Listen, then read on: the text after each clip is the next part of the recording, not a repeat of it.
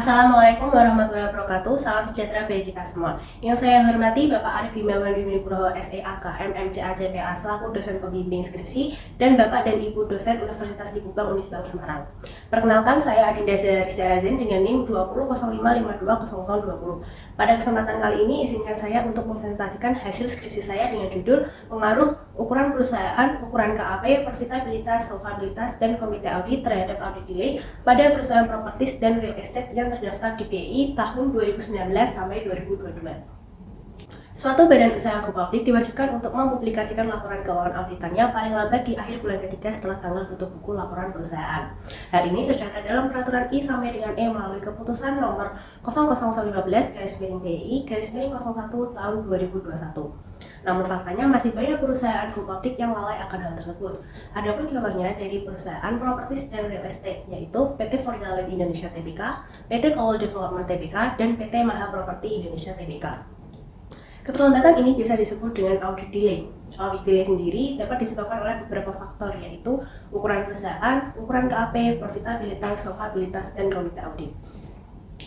Penelitian terkait audit delay ini telah menghasilkan beberapa jawaban yang berbeda dari para peneliti terdahulu. Contohnya, Alba DKK tahun 2023 menyatakan ukuran perusahaan berpengaruh negatif terhadap audit delay, sedangkan peneliti Putri dan Setiawan tahun 2021 menyatakan ukuran perusahaan berpengaruh positif terhadap audit delay.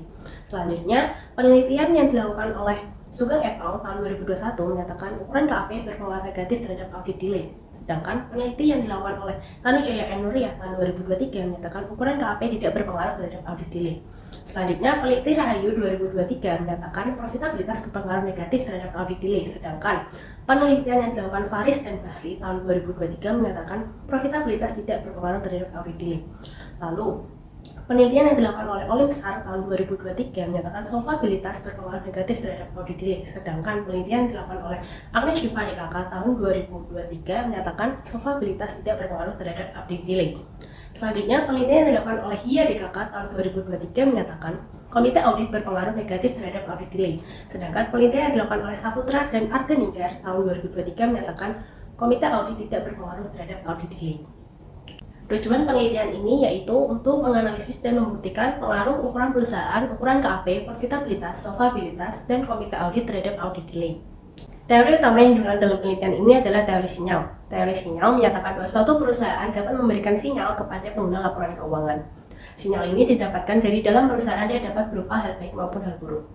Hubungan teori sinyal dengan laporan keuangan adalah apabila suatu perusahaan memiliki sinyal baik seperti pertumbuhan laba ataupun penerimaan opini wajar tanpa pengecualian, cenderung ingin menyegerakan informasi tersebut. Akibatnya dapat menurunkan potensi audit delay parah. Teori tambahan yang digunakan dalam penelitian ini yaitu teori audit delay, teori terkait ukuran perusahaan, ukuran KAP, profitabilitas, solvabilitas, dan komite audit. Selanjutnya yaitu metode penelitian. Penelitian ini berjenis penelitian kuantitatif dan menggunakan data sekunder yang didapatkan dari laporan keuangan tahunan perusahaan.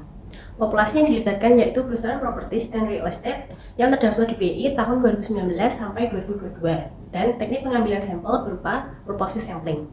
Adapun sampel yang dihasilkan sejumlah 24 perusahaan dan akan diolah menggunakan Smart PLS versi 4.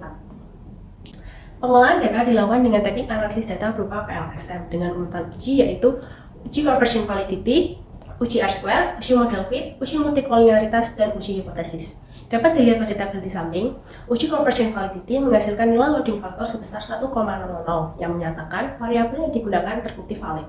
Selanjutnya untuk uji R-square yaitu sebesar 0,108 atau 10,8%, yang mengartikan bahwa variabel bebas hanya mempengaruhi sebesar 10,8% terhadap variabel terikat.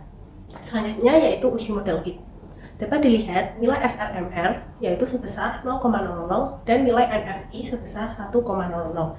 Hal ini mengartikan bahwa model yang digunakan sudah terbukti fit.